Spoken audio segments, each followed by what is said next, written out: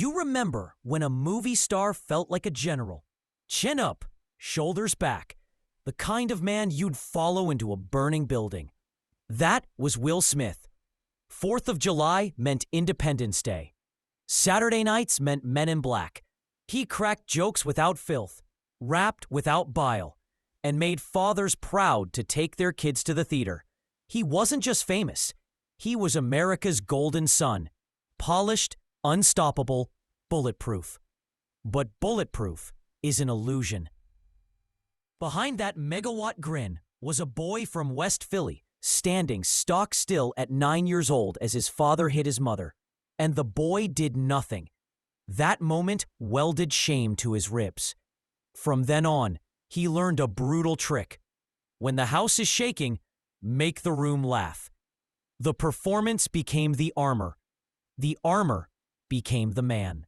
He took that armor to the stage with DJ Jazzy Jeff. Family-friendly rap. Suburban radios blasting Parents Just Don't Understand. Moms nodding along. Dads relieved.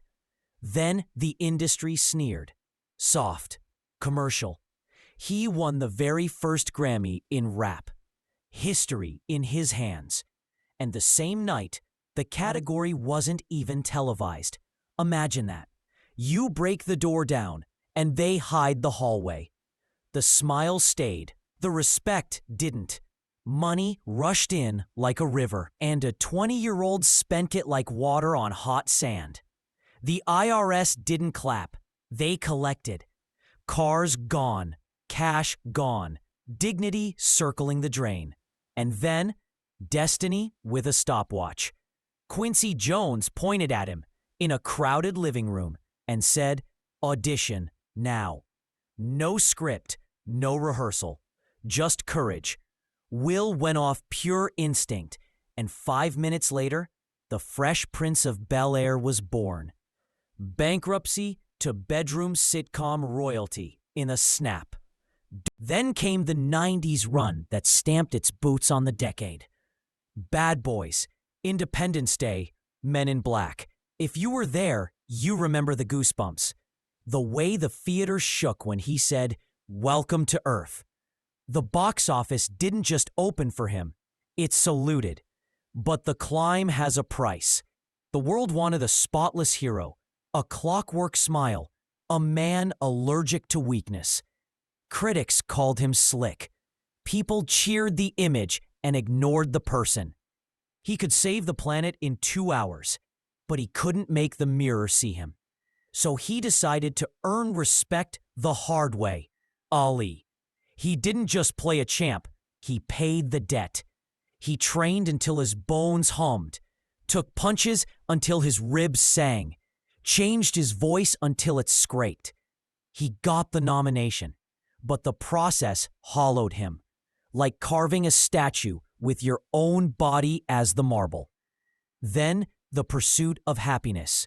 Those tears were not special effects. That was the 9-year-old promising his children, "Not in my..." But even King's misstep. He passed on The Matrix, yes, Neo, and later turned down Django Unchained. Alternate lives are the cruelest ghosts, and they visit on quiet nights. Still, the wind swung back. King Richard. A stubborn father forging champions with a war plan no one else could see. That role fit his bones. The Oscar finally landed where it always seemed headed. And then came the crack purred round the world. March 27, 2022. Same night, same stage. A coronation and a catastrophe. A joke about Jada. He stood, he walked, he slapped Chris Rock under God and the Dolby Theater lights. It wasn't a moment. It was a detonation. The room froze. America froze. 10-year ban. Projects paused. Reputation kneecapped. Look at it 1,000 times and still taste the same iron. 1 second of undisciplined emotion can torch 30 years of work. That's not Hollywood. That's life. Here's the truth the headlines won't say out loud.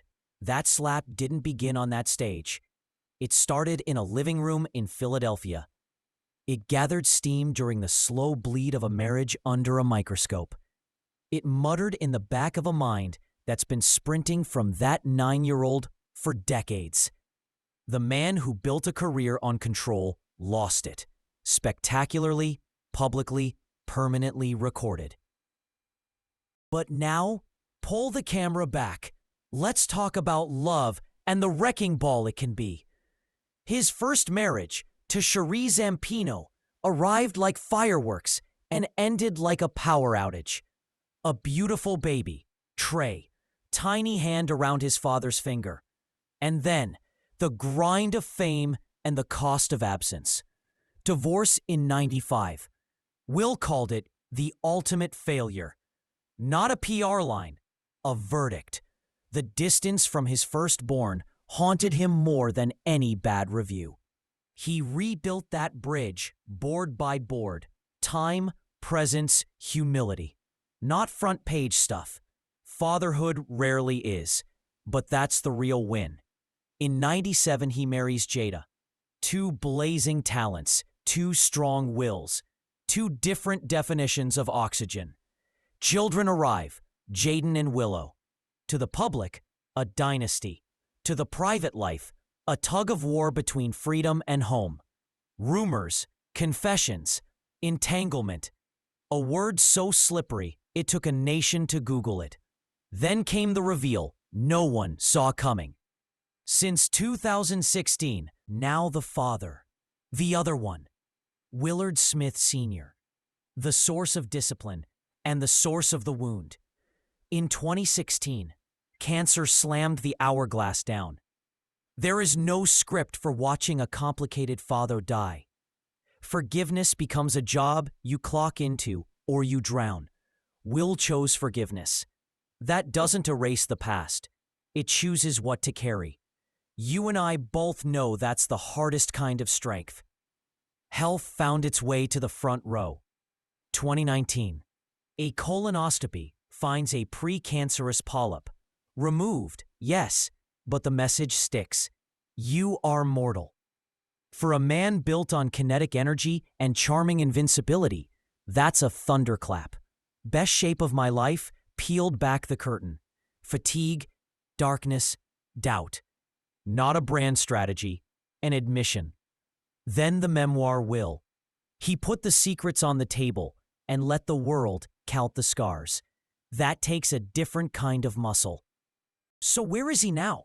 In a fortress in Calabasas. 150 acres of quiet. Lake, studio, court, theater.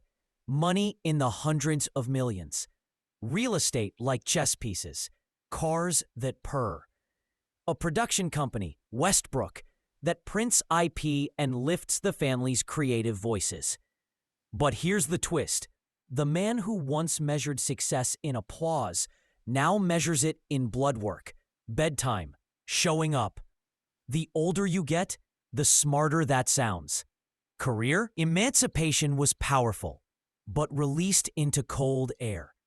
Hollywood pretends to forgive slower than it sins. Bad Boys 4 brought the crowd back.